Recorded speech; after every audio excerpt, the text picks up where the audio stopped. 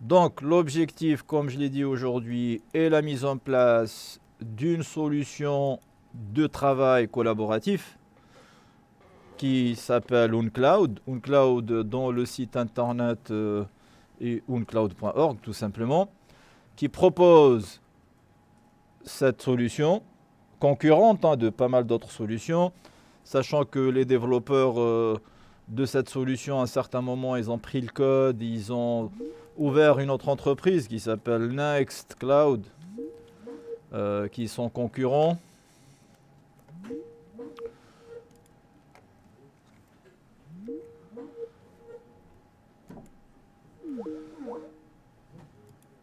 Et on va se baser sur notre Framapad. D'accord? Je vais relancer la réunion parce qu'il y a eu un souci, je pense. Calendrier plutôt. Tac. Et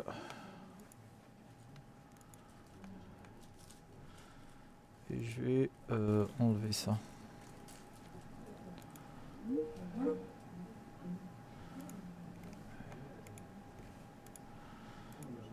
Bien.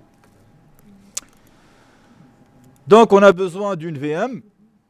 J'ai mis la petite introduction qu'on va lire ensemble. Présentation, OnCloud est un logiciel libre, donc offrant une plateforme de services de stockage et de partage de fichiers et d'applications diverses en ligne. Il est présenté comme une alternative au cloud public, AWS, Azure, d'autres solutions de stockage en ligne. Dans un cloud, le stockage des données se fait au sein de l'infrastructure de l'entreprise, c'est pour ça qu'on l'appelle un cloud privé.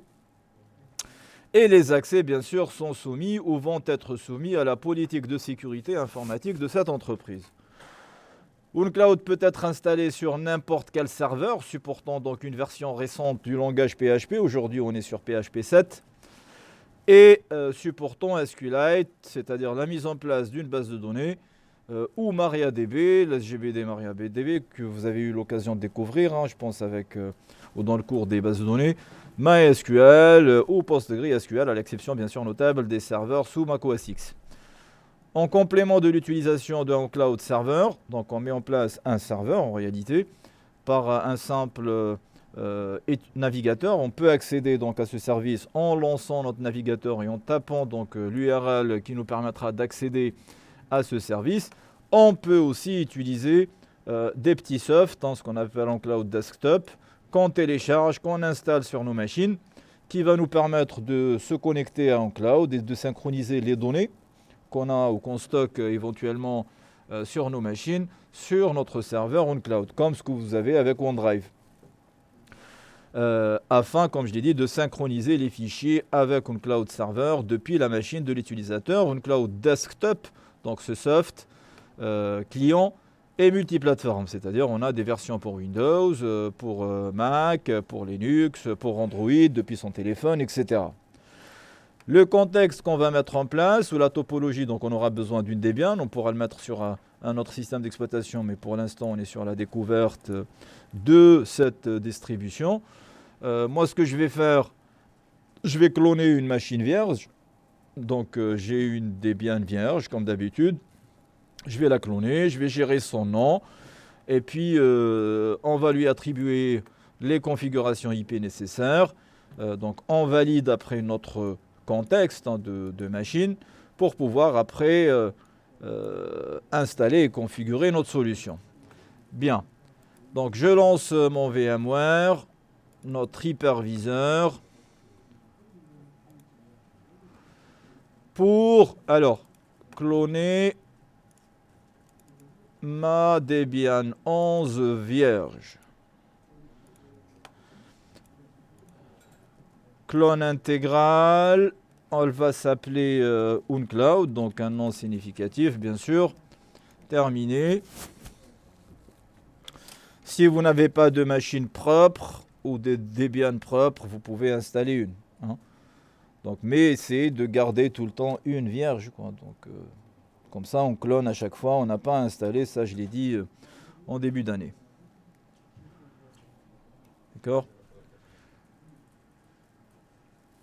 Premier élément à gérer, c'est donc le hostname, les adresses IP. Après, on va utiliser SSH qu'on a eu la possibilité ou l'occasion de découvrir, Secure Shell. Comme ça, on va pouvoir ouvrir une session sur notre machine à l'aide de PuTTY et puis faire du copier-coller des commandes. On va les expliquer, mais on va faire un copier-coller rapide, tout simplement, pour pouvoir avoir cette solution plus rapidement possible. Bon, je valide le clonage et puis j'ajoute une deuxième carte tant qu'à faire à ma machine parce qu'on avait besoin d'une pour avoir accès à Internet et de l'autre pour la connecter dans notre futur réseau local, on va dire. Donc j'ajoute un deuxième network adaptateur que je vais connecter, on va dire, au segment LAN qui s'intitule ou qui s'appelle LAN. Et on démarre notre machine pour, en premier lieu, donc changer le nom,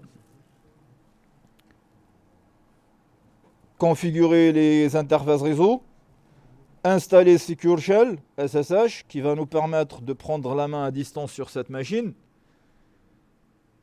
pour pouvoir utiliser PuTTY ou l'émulateur de terminal qu'on a et faire du copier-coller tout simplement depuis le Framapad vers notre machine ou vers notre terminal. Alors je vais améliorer l'affichage pour que ça soit plus clair au niveau de Teams. Je me log bien sûr en tant que super utilisateur, en tant que root. Et je vais essayer de gérer ça donc rapidement parce qu'on n'a qu'une heure et demie sur cette partie. Hostname, donc fichier hostname pour changer le nom de la machine en OnCloud. CTRL-X ou entrée. Je fais le ménage aussi dans le fichier hosts parce que la machine s'appelle aussi Debian ici. Donc OnCloud en respectant la casse, hein, j'ai décidé de mettre un C majuscule. Vous pouvez l'appeler comme vous voulez, mais faites attention à respecter ce choix d'intitulé ou de nom de machine. Je fais mon ifconfig -a histoire de vérifier comment s'appelle ma deuxième carte réseau. On sait que la première c'est 33. La deuxième pour moi c'est 37. Peut-être pour vous ça va être 34, 38. Il faut faire attention, oui. La deuxième pas forcément. Ouais. J'édite le fichier de configuration des cartes réseau. Network Interfaces pour ajouter la déclaration de la deuxième carte hotplug ENS 37 eFace ENS 37 inet statique adresse 172.20.033 d'après ce que je vous ai demandé dans le TP, on va dire. Et puis j'enregistre. J'enregistre et je redémarre. Comme ça, ma machine, elle va changer de nom, elle va prendre en considération la nouvelle modification que je viens d'apporter à ma carte réseau, etc. Donc, reboot.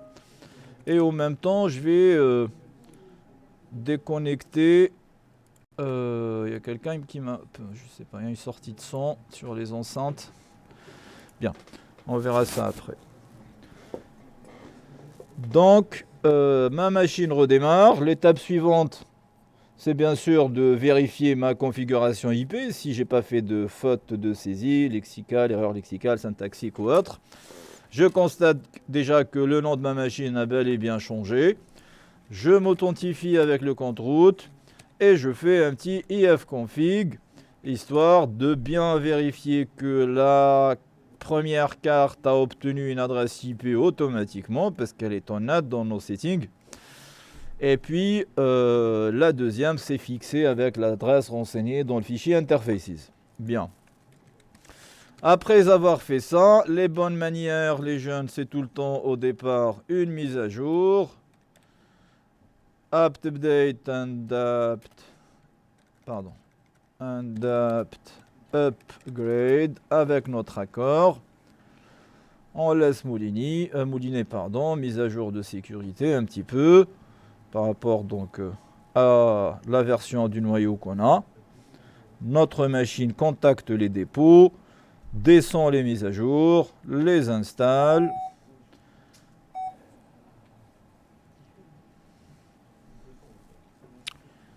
On est à 62, 66. L'étape suivante, il s'agit de mettre en place SSH, Secure Shell, qui est le protocole qui va nous permettre donc d'ouvrir une session à distance sur cette machine. Bon, à distance, on est sur notre machine physique.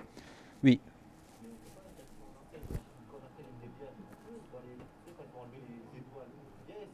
On peut le mettre en place directement au moment de l'installation, mais moi je ne l'ai pas fait. Hein.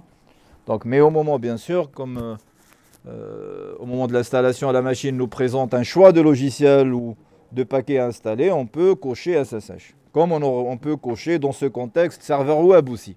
Hein. Bien, alors, pour rappel, SSH écoute sur quel port? 22.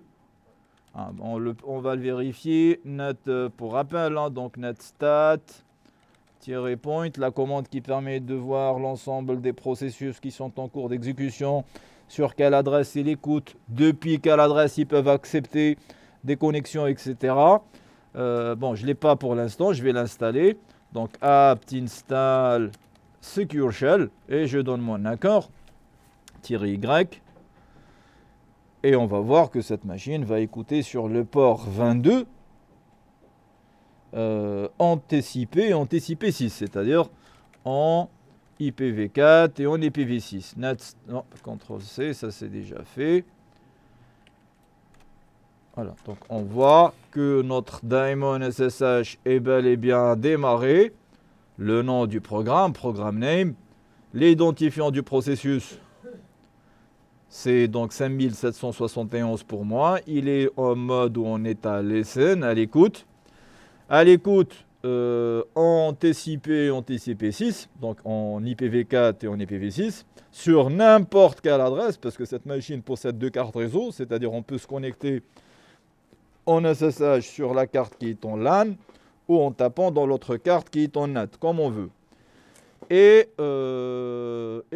depuis n'importe quelle adresse, c'est-à-dire n'importe quelle machine distante pourra se connecter en SSH, bien sûr, s'il a le login et le mot de passe. Donc ça, c'est pour la parenthèse de rappel. Bien sûr, il va falloir, comme on l'a déjà fait, autoriser la connexion du root en SSH, parce que depuis la version JC ou la version 8 de Debian, c'est plus le cas. C'est la raison pour laquelle qu'on a appris à ouvrir le fichier de configuration principale de Secure Shell sshd_config pour décommenter la ligne qui dit permit root login prohibit password. Donc interdire le mot de passe, donc on la décommente, on enlève le dièse, on enlève l'interdiction du mot de passe et puis on remplace par yes pour pouvoir autoriser la connexion du root et je sauvegarde ce fichier CTRL-X ou entrée. Bien sûr, on a apporté une modification au service, il va falloir, ou au fichier de configuration du service, il va falloir le redémarrer. Service, SSH, start. Et dans ce cas, on peut vérifier notre configuration IP.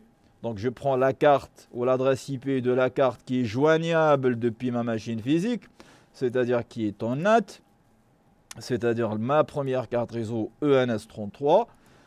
La carte qui est joignable depuis ma machine physique, je vais tester le ping, mais chose est sûre, on arrive à la joindre. Ping 192, 168, 56, 131. Parce que ma carte est en NAT et j'ai une carte intermédiaire qui a été générée par VMware. Et puis, je lance mon émulateur de terminal. Petit, non, c'est parti sur la recherche, pardon. Petit, si vous ne l'avez pas, vous le téléchargez depuis le site officiel petit.org.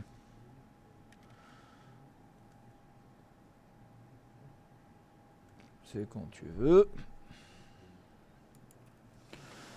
Je saisis l'adresse IP de cette machine, c'est-à-dire pour mon cas 192, 168, 56, 131. On avait dit que Petit est un émulateur de terminal, on peut utiliser WinSCP ou autre. Hein.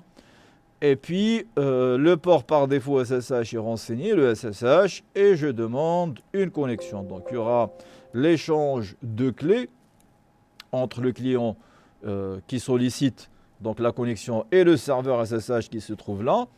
J'accepte et je me log avec mon compte root sur cette machine. C'est-à-dire que cette machine, pour l'instant qu'on a sur VMware, je peux la descendre et je travaille sur cette machine directement au niveau de ce terminal. Donc là, on voit bien qu'on est connecté sur la machine OnCloud avec le compte root.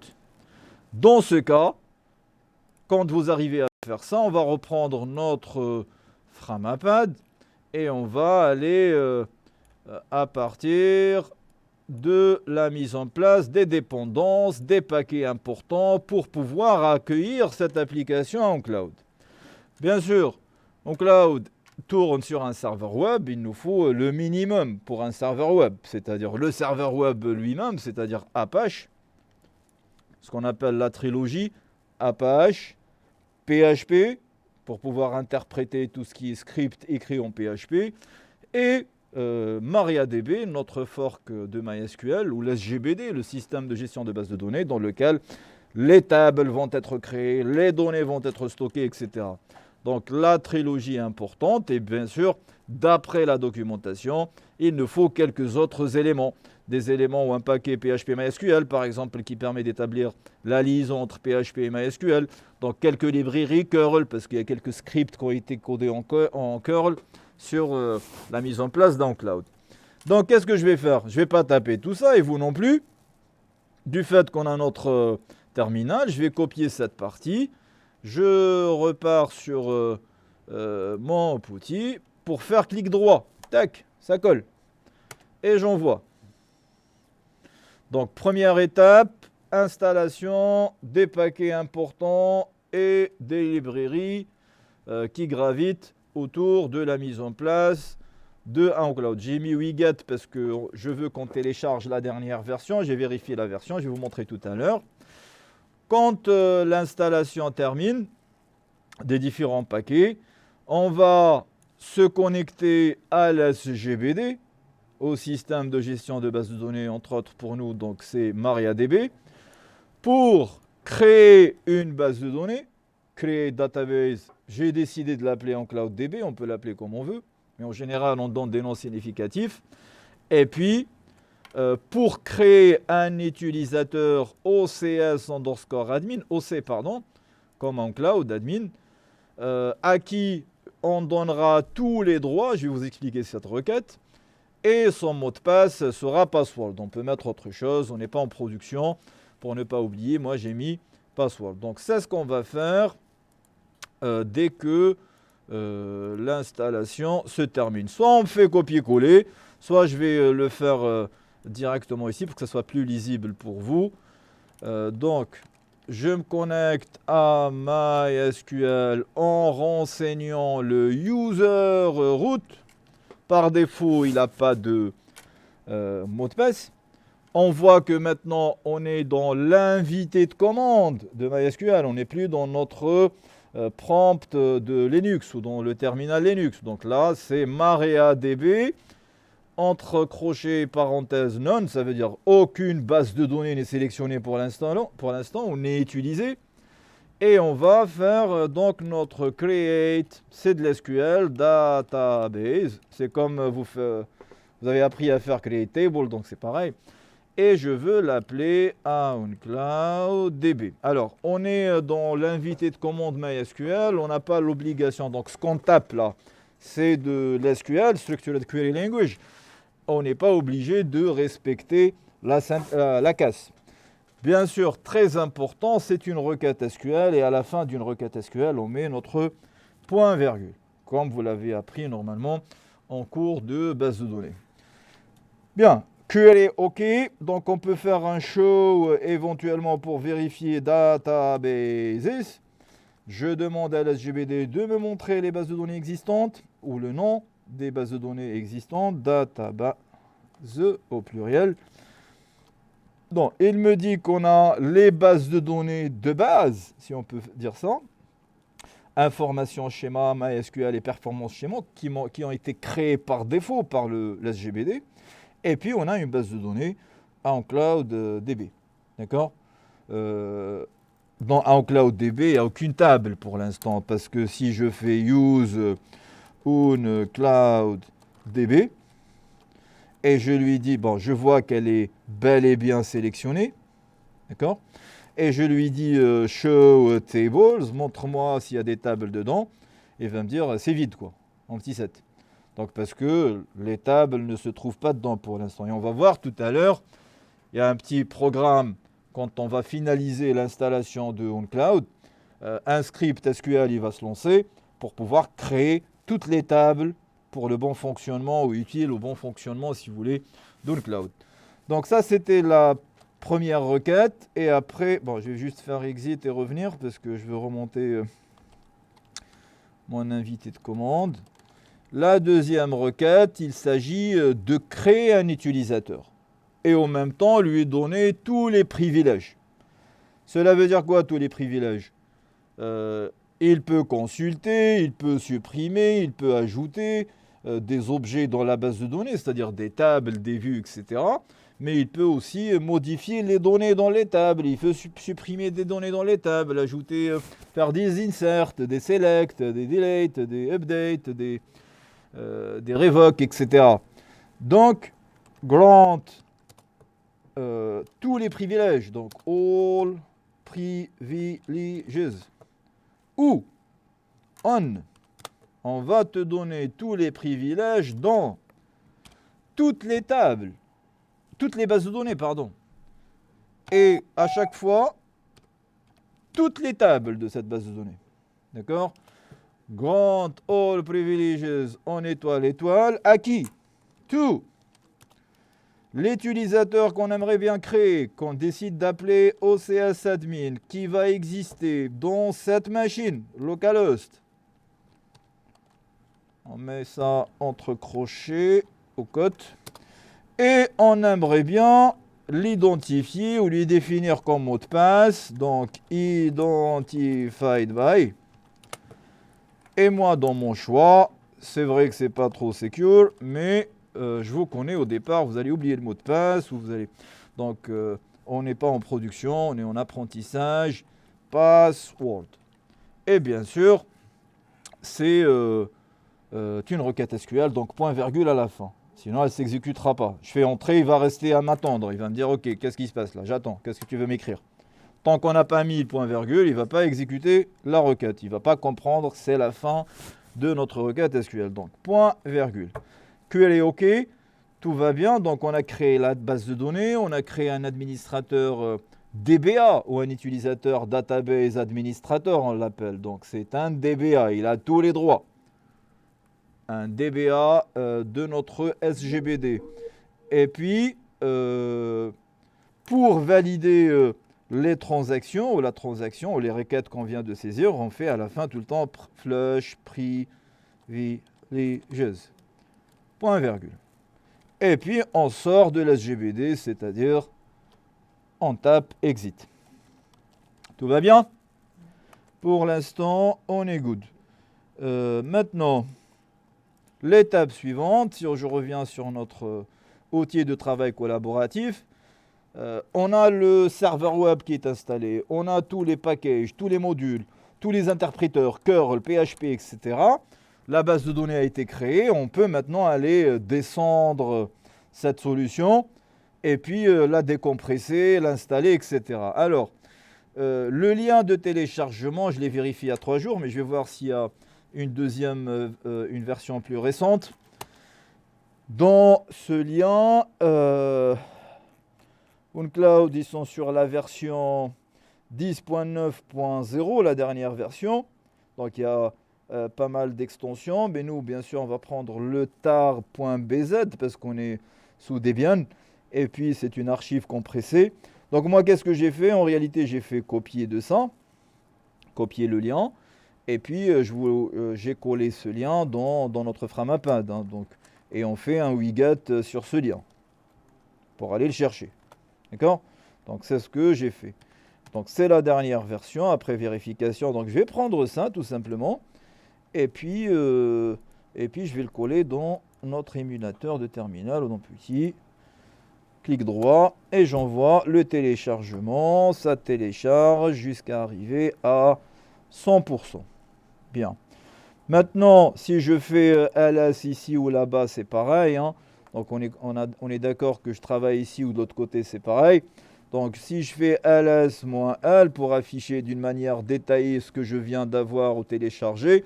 Donc je vois bien que j'ai un fichier qui s'appelle OnCloud, qui a comme extension tar.bz, archive compressée. Donc ce fichier, il va falloir le décompresser. D'accord? Donc, pour extraire les dossiers, hein, comme on a l'habitude de le faire, extraire ici, etc. Oui. Vous pouvez télécharger sur ça aussi? C'est la même machine. C'est ça, il faut faire attention. Ici, parce que là, je ne peux pas faire coller. Hein?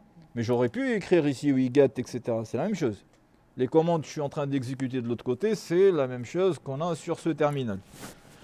Ou se réalise aussi sur... C'est la même machine, en fait. C'est juste, on a deux fenêtres différentes. Donc, on va le décompresser. La commande, vous pouvez la coller directement ou on peut la taper. Donc, c'est la commande tar -xjvf, le mode bavard, le mode verbose. Et puis, un cloud. Comme ça, on voit, comme vous l'avez constaté, je tape 2 lettres, 3 lettres et je tabule. Hein. Donc, on ne se casse pas la tête. Le fichier, il est déjà là. J'envoie la demande de décompression avec le mode bavard, hein, parce qu'on a mis le verbose, le V. On voit que ça nous montre tous les dossiers qui sont en train de se créer. Oui. C'est pas un fichier zip.